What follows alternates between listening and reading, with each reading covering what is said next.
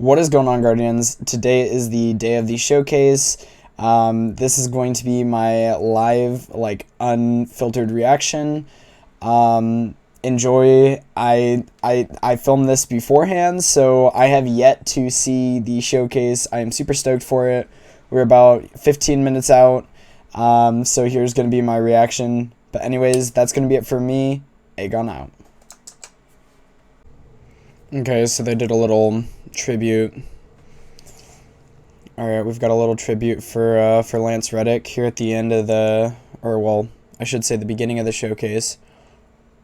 So kind of tributed to Lance. It's a good idea. 10, 9, 8. Let's go, Guardians. We've got 5 seconds until this showcase. Here's the reaction. Here's the reaction. And here it is. The final shape showcase. Thanks for tuning in, y'all. Like many of you, I've been playing games as long as I can remember. They're a core part of what makes me who I am. I believe there's this deeply rooted, often unstated mission of games to keep adventure alive. In 2014, Bungie set out to start a new adventure. Heroes awakened on a desolate planet. A silent god set in our sky. And it wouldn't be long before an ancient enemy, shrouded in darkness, showed up at humanity's door to destroy us. Over the years, our heroes would shape a story far greater than... I love how he has the PlayStation shoes on. The PlayStation dunks, bro. Hunting a machine god that controlled time itself. They'd invent ways to combine their mythic weaponry and their paracausal abilities to stand alone against monsters that took others an entire elite squad. They'd race alongside their friends far into the early morning in the halls of an ancient city where only a select few emerged victorious at dawn, clutching the heart of a dragon. Yeah, can we get another one of those, please? But most importantly, they'd bring their friends and their family into this world, and together meet new faces on this adventure who would become lifelong companions. Now, together, we approach... I just love that he has PlayStation dunks on. We're about to embark on the last expedition of Destiny's first saga. So let's be clear about the stakes. In the final shape, you will go inside the Traveler. The journey will be difficult. And what awaits you on the other side of this trek is nothing less than the deadliest entity we have ever faced. There will be no open betas. There aren't going to be any guides on the internet telling you how to handle what's to come. Whether you've been with us from the beginning, joined us somewhere along the road, or are looking at Destiny for the first time, anybody who shows up on launch day is going to be greeted with this same uncharted world. A vacuum-sealed experience begging for you to be the first person to peel it open. So today is your invitation. What I just heard is they didn't play test this. Okay, here's the trailer.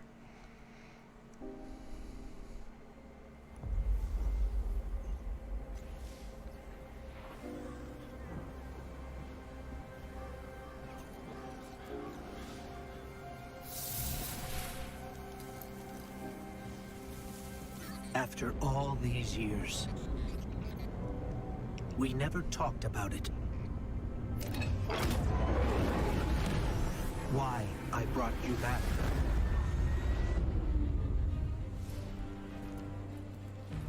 The tower.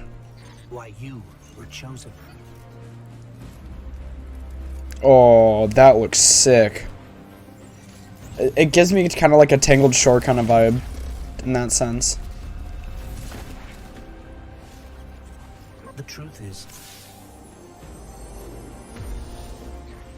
I didn't know then. It was just a feeling. Gatekeepers.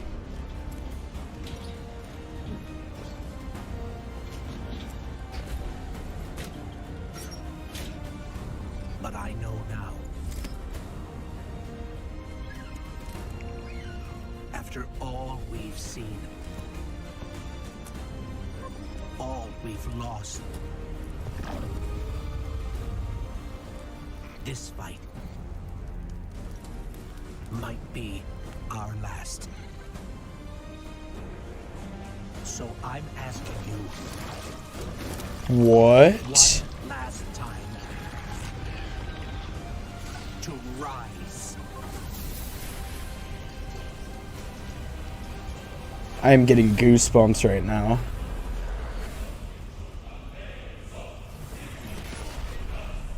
What the? Was that an axe?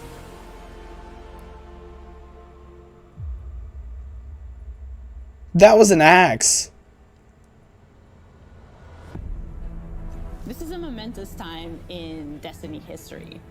We've been building to this moment for the last 10 years. The final shape is the conclusion to that journey. This is a moment in Our gaming ghost that is as a developer, damaged. You just don't get very often. Guardians and allies are fighting the biggest threat that the universe has ever seen in this big culmination of the Light and Darkness saga.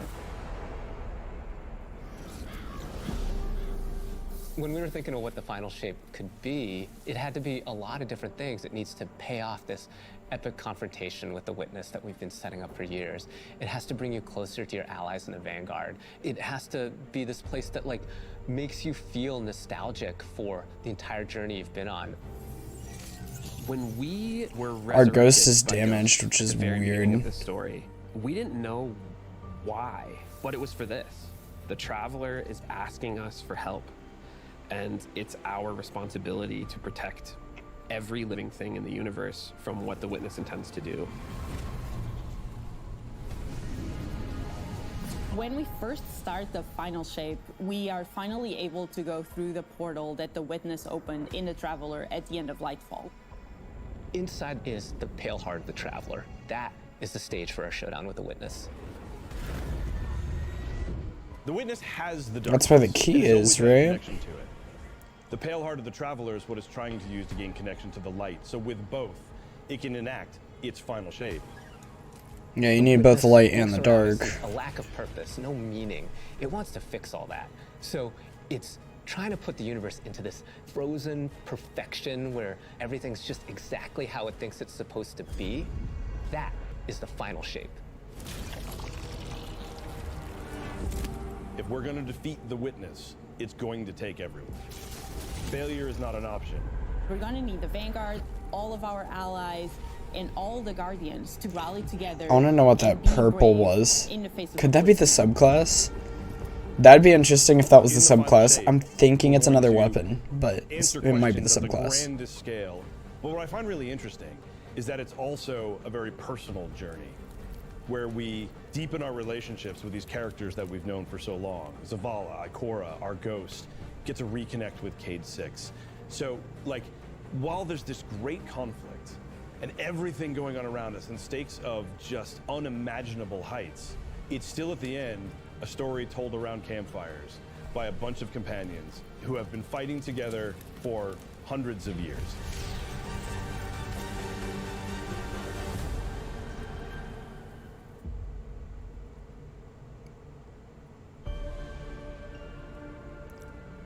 In the final shape, we're going through the portal that the Witness has opened up to confront it and stop the final shape. Inside the Traveler is this infinite, vast, unknowable, and we're landing on the Pale Heart, which is a fraction of really what is inside the Traveler. The Pale Heart is weird. It's a little strange, it makes you feel a bit uncomfortable, and it is also just so cool and artistic in the best way. I'm getting like a shifting kind of vibe to it, so it might change like week to week, which would be interesting. And so it's had time to kind of shape what's there. When our Guardian enters, the rest of the Pale Heart starts getting shaped also around what we've experienced. Oh, so it's like all the things we've seen before. One of the most memorable Blotalis from Destiny's past is the D1 tower. It's really So that's a why- labor of love from the Destiny team The final That's shape why we means have so the much tower. to everyone who's building it, and I think players are really going to be able to see that. The Pale Heart is So it's like taking our very first memory. linear destination that we've ever done. I would love it if players felt that they began their journey in a place of safety and feel it escalate in danger, in surrealness, because there is this beautiful evolution. Like I of said, it gives me like a Tangled Shore kind of vibe, so we're probably gonna have to traverse across the Pale Heart. This monolith. It's kind of this omnipresent, foreboding thing off in the distance. The weirdest things happen as you get closer to the monolith in the form of reshaping. Kind of like deconstructing things and putting them back together. There you go. There's the shifting. Wrong. The sense of scale you get out there, like as you're exploring these spaces and you're jumping on these reshaped cuboids of Earth, you feel tiny as a Guardian. You feel alone. You feel like you are not the force to be reckoned with that you have been. You're not the guy. Okay, get those Eager's Edge swords ready. These massive pieces to massive pieces. One of the things that we really tried to also capture is that the witness keeps throwing everything it has at you. And so you're going to fight these new enemies, the subjugators. Subjugators. Subjugators are the new unit you're going to be facing in the final shape. I'm assuming they're gonna use Strand and They're performing Stasis, yeah. Stasis powers and Strand powers to face the Guardian, well, in support of all the other enemies you're fighting too. AKA, they're like New to the battlefield. loosen. This element of control. They're back there pinging away. That with head laser nod, though. rays, throwing crystals at you. freezing They're you like with Lucent ice, Tormentors, pretty tearing much. you up. That'll be interesting to fight. It'll probably be annoying, You on but it'll be interesting to fight. it's the most important thing in the universe at that moment. You have to stop the final shape from happening. And for that, we do need the help with our allies. And so we're going to... Okay, so they're gonna force you to do the campaign. Back together, Zavala and Ikora and Cade. The campaign is just the start of the Pale Heart. After you've reached the monolith and finished the campaign, we open up the entire destination, and so the entire Pale Heart is going to react to you and what you are doing. Like I said, it'll change, which that'll be an interesting, because it might be like an actual open world type thing. Mission, the raids are where you defeat like the big bosses. So it's only natural that when you are going to confront the witness, you're going to do that in the raid. But that Okay, might not be so enough. This is a moment where we need to rally all Guardians to be able So to they just confirmed we're not. the final shape. So we're not gonna kill him in the raid. It's gonna be like a 12-man mission or something.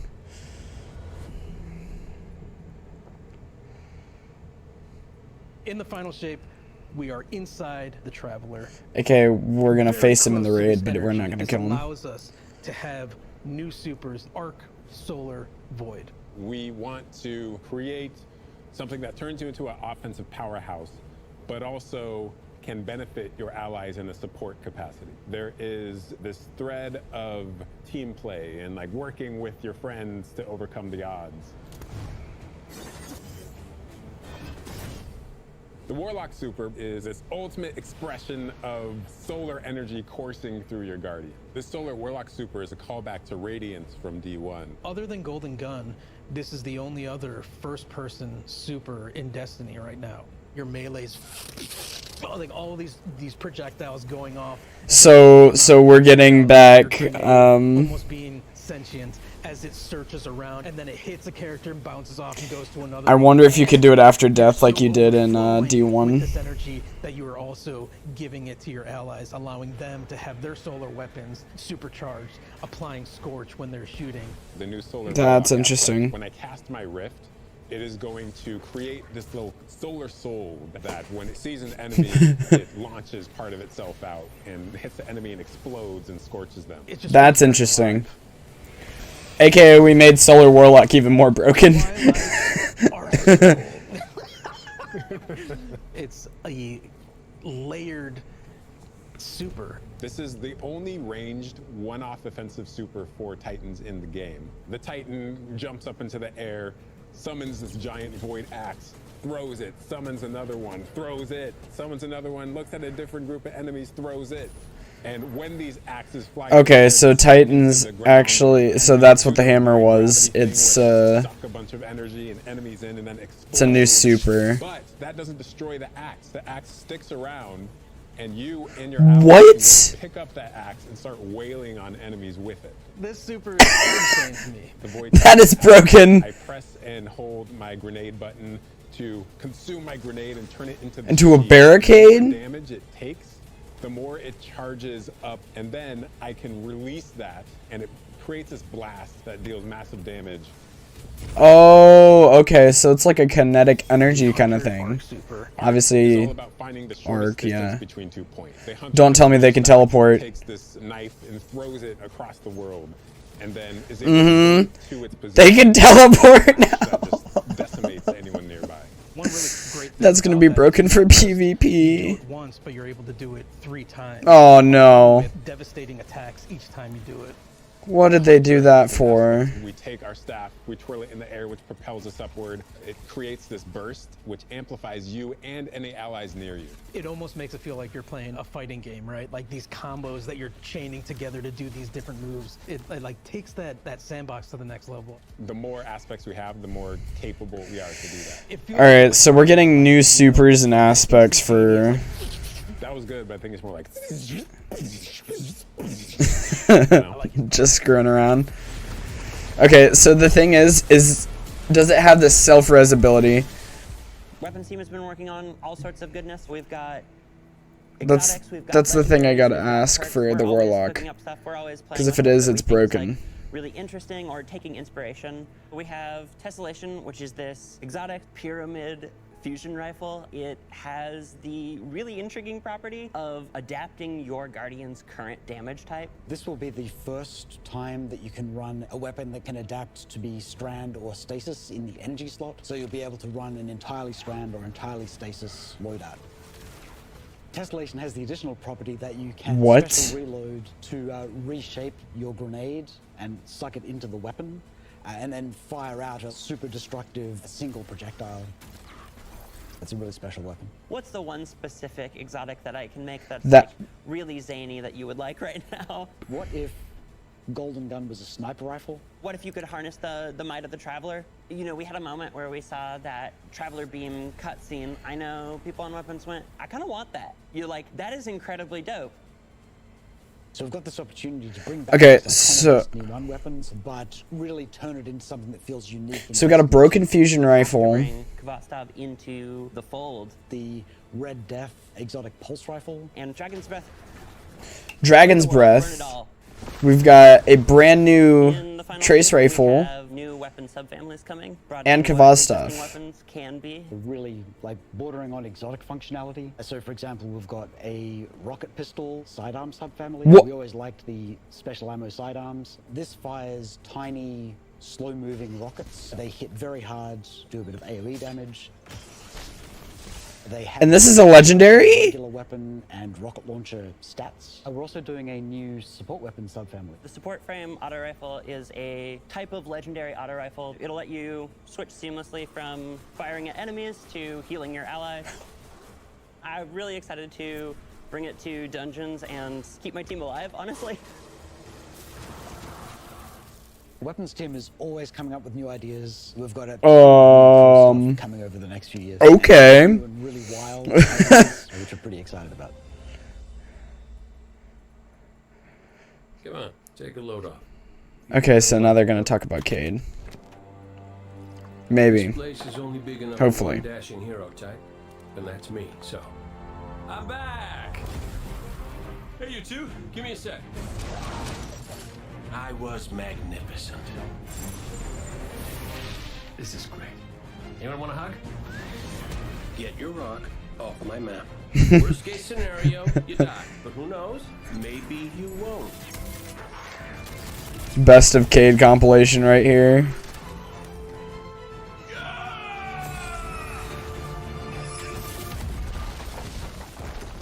Well, better to it.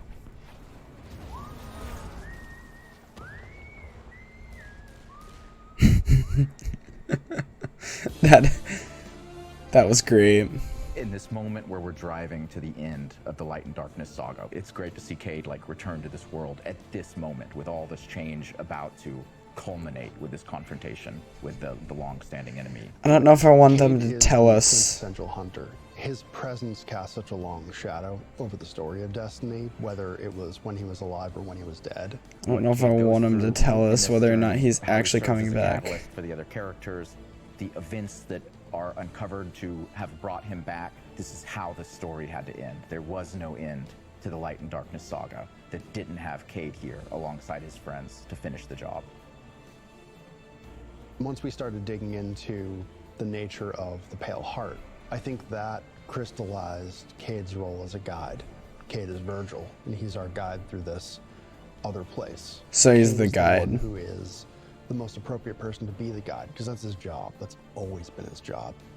It just feels so natural for Nathan to be back in the booth. It felt amazing to just see him slip back into the role, like, without missing a beat. Right, instantly. In the flesh, or metal, as it were. Cade's the glue that's always held Zavala and Ikora together. Having him back puts them in a position of questioning where they've been and what they've done without him. You think about the journey that Zavala's been on and how he's been taken down this dark path, and you think about the weight that's been on Ikora, having to hold the Vanguard together, having Cade's voice of levity and brightness that he brings to that group, I think is going to be great for them. Well, at least we have each other. Okay. I want people to take away that It'll be interesting to see how and they that- bring him that back, idea but of, he's like, going to be a the guide. gang being back together for this moment. I'm here now. Wherever the hell here is.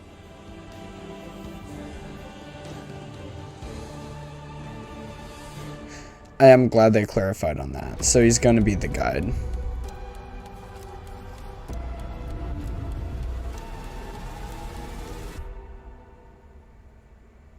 Unlocking the path. Guardian, the witness poses a dire threat. And the Witch Queen holds the answers we seek. But only if we contend with her sister, Xivu Arath. It rests with me. Will you come back from this? Do not be afraid.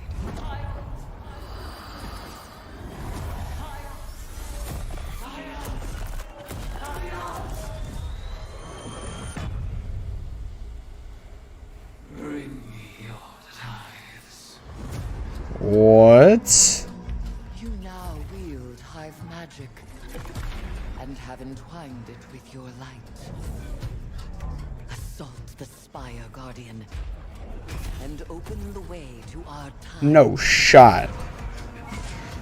Is that a crossbow? Let them know fear. The death of whispers. So Eris is now a full-fledged Hive wizard? Is that what I'm getting? Fight in my name, Guardian. Every opponent you defeat strengthens me. Okay, so Eris is a full-fledged Hive wizard. My appetite rises for your brutal tribute.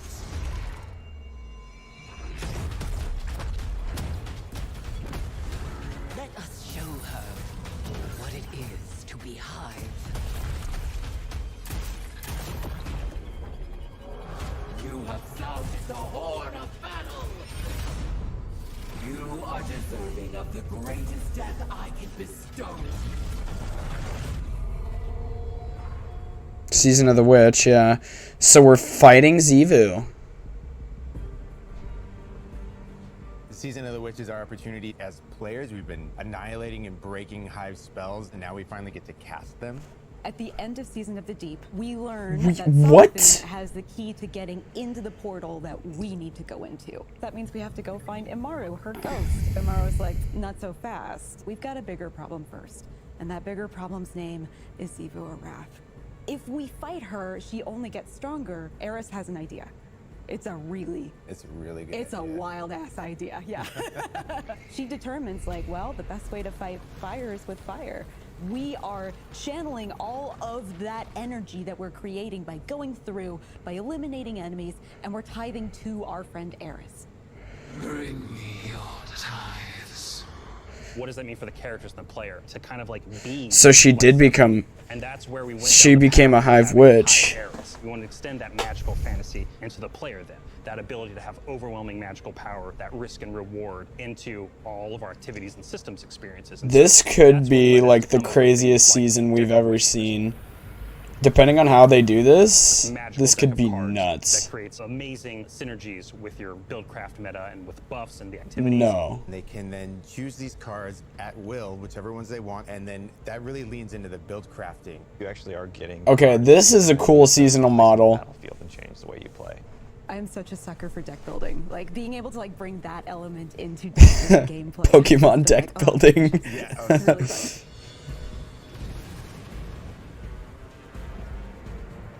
Okay.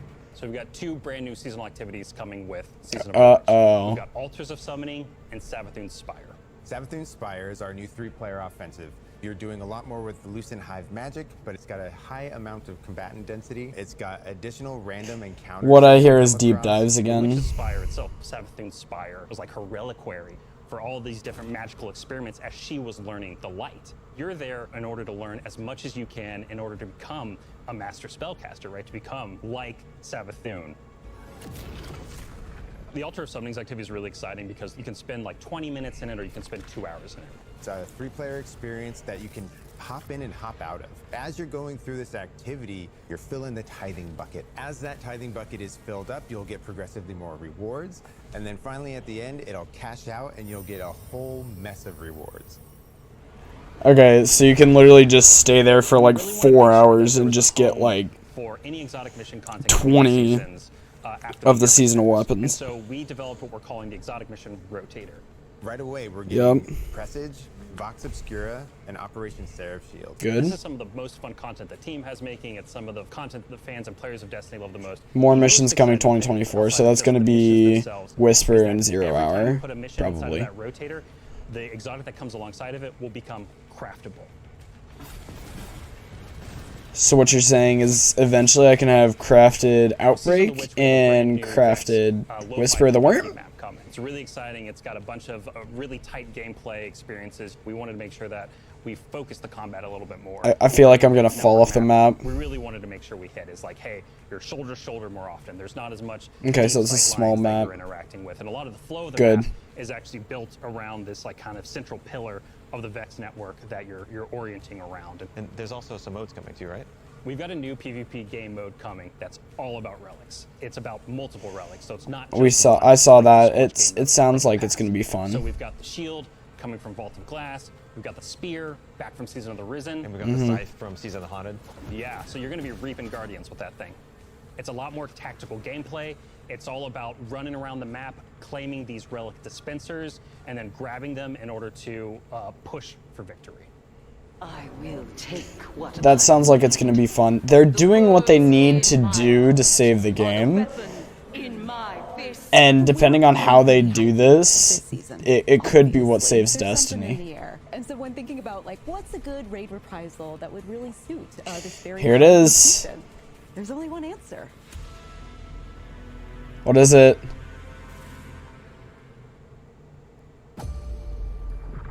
Crota's End. People called it. What the Hive call a god. Crota's End.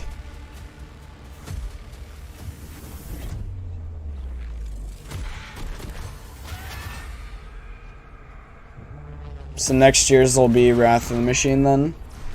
And they'll just bring back all of the Destiny 1 raids. That's my guess.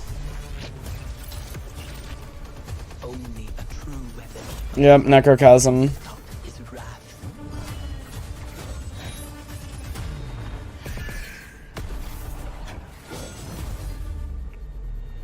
So Crota's End, we get both those seasonal activities, which are actually looking like they're going to be kind of crazy. And then the whole Hive magic thing. This could be one of the best seasons we've ever seen. And that raid ring looks sick. Okay, United we rise. Heading into the final shape, we really want to rally all Guardians at the end of the Light and Darkness saga. We want to reduce those power barriers, as well as catch people up on key story beats and make sure that they have a really great and easy time connecting with other players.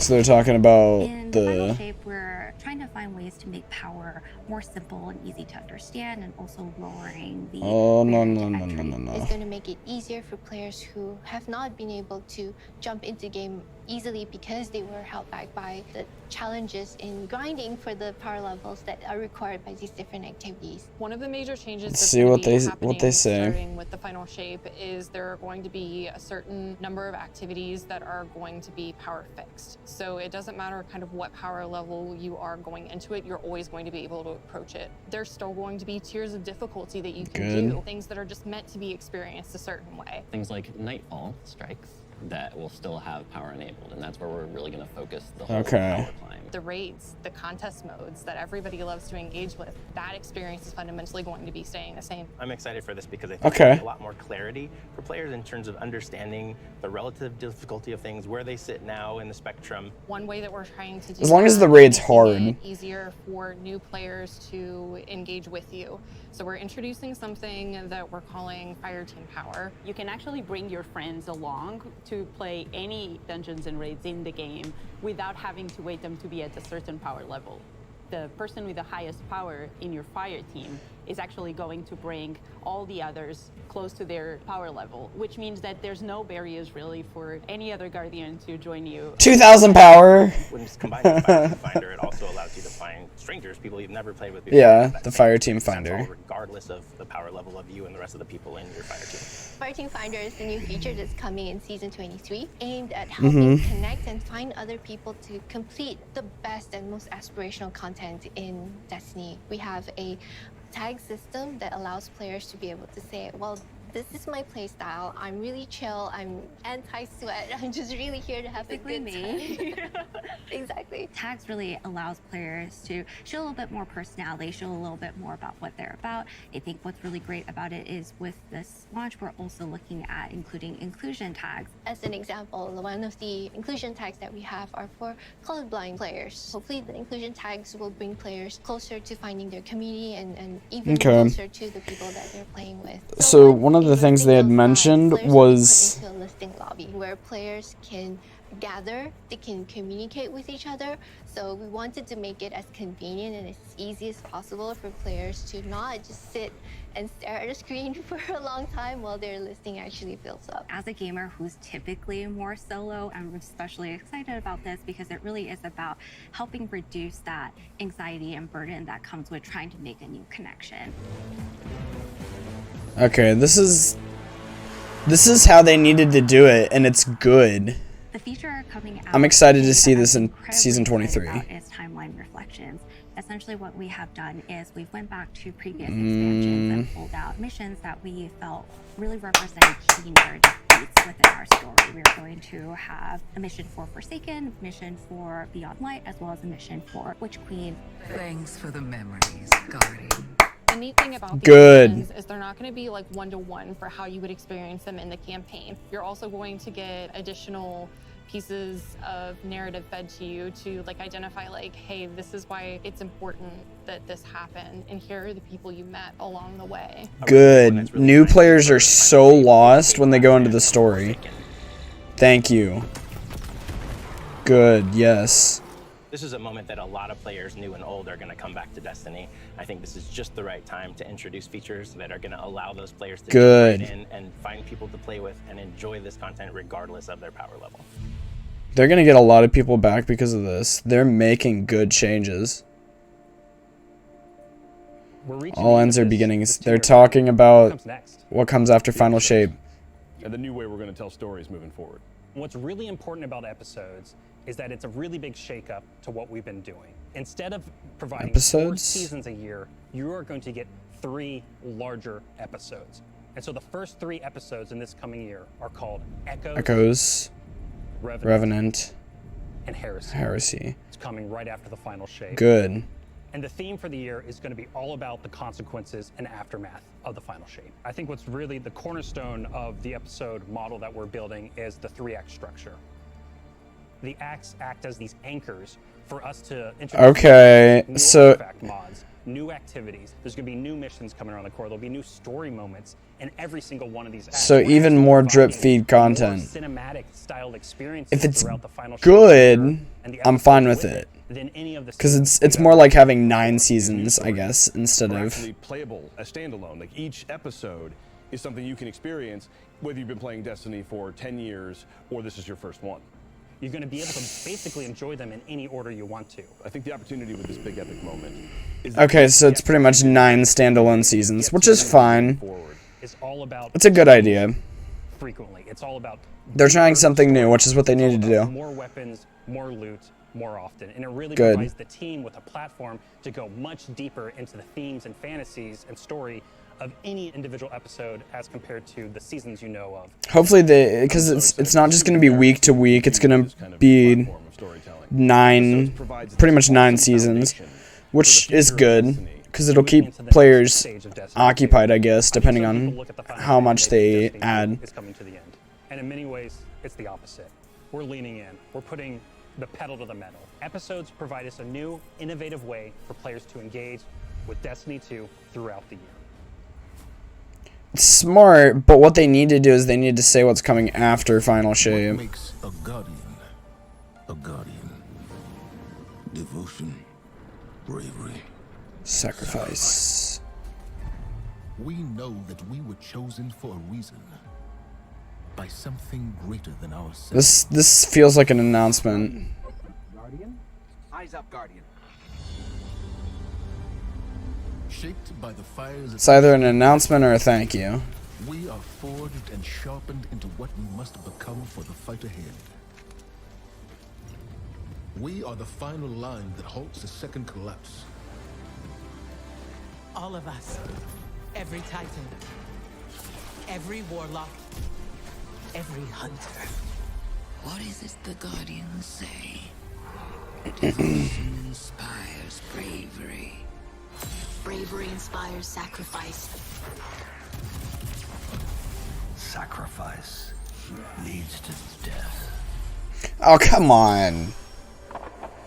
The line between light and dark is so very thin. Very thin. Let's cross it together. Once again, I'm getting goosebumps. They're putting the PlayStation, the Sony budget to good use. Finally. You've heard the stories of the Traveler's sacrifice. AKA, we had a Curse of Osiris kind of situation here. And they actually did something. So we'll see how this season goes. I think it'll be good.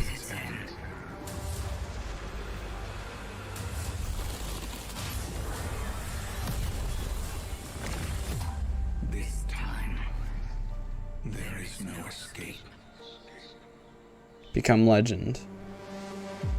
Destiny 2. It's going to be an exciting year for Guardians. We get to make good on a promise that we made way back in 2014.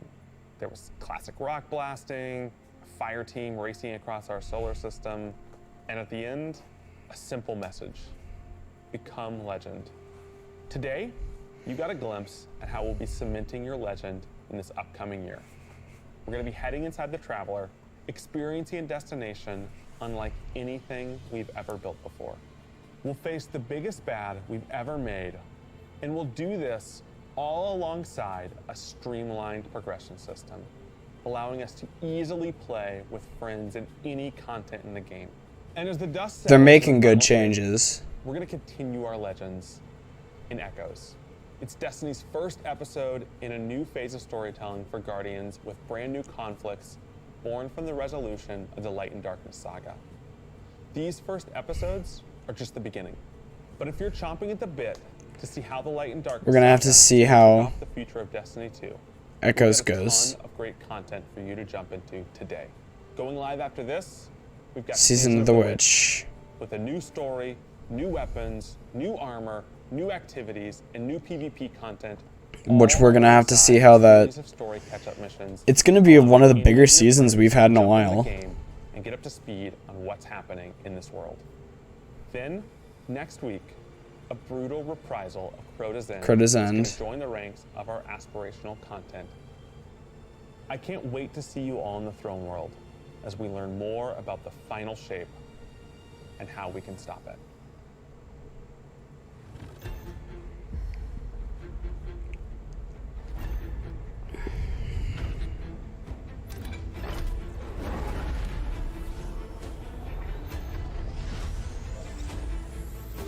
This is crazy.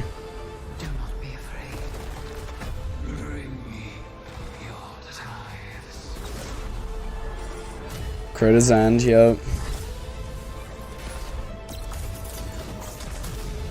After all these years, all we've lost.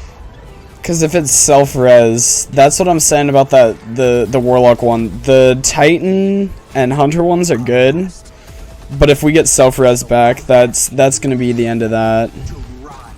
Warlocks are gonna reign supreme once more. You're just gonna have 3 walls and 3 self-res.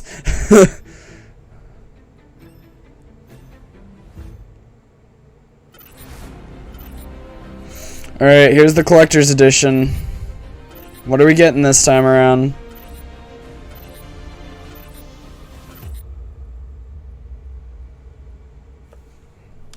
When we create a collector's edition, we try and recreate items from the universe for players to enjoy outside of the game. If I don't get like an axe or something, I'm not buying it. Destiny 1 tower, we really try to work hard at thinking about 10 years of Destiny. Okay, and that's how cool. best to encapsulate that experience. Even as the game dev who've worked on it since day one, like I think having it be the tower is super exciting for us because it's going to kind of catalog your journey of a player from when you first started playing Destiny all the way to now. That is cool.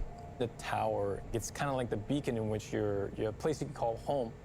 You get the tower, and then there are actual figures Oh, that's cute. accompany that architectural model. There's a lot of like hidden messages and hidden things. You get little figures of the Vanguard. Fun surprises. We're always trying to push the envelope, and so we've been playing a lot with magnetic locks and sound effects, and lights. Just sort of That's actually pretty cool. As a whole, really special. It's sort of the perfect symbol of Destiny. Now it's gonna be like $170, so I probably won't end up getting it, but it's a cool one. It is a cool one. And there's the pre-order. Buy. What's that weapon? Well, that looks like a new, probably exotic hand cannon right there. We're probably gonna get that from Cade. Alright, so that's it for the showcase. I guess we're just gonna wait until Season of the Witch.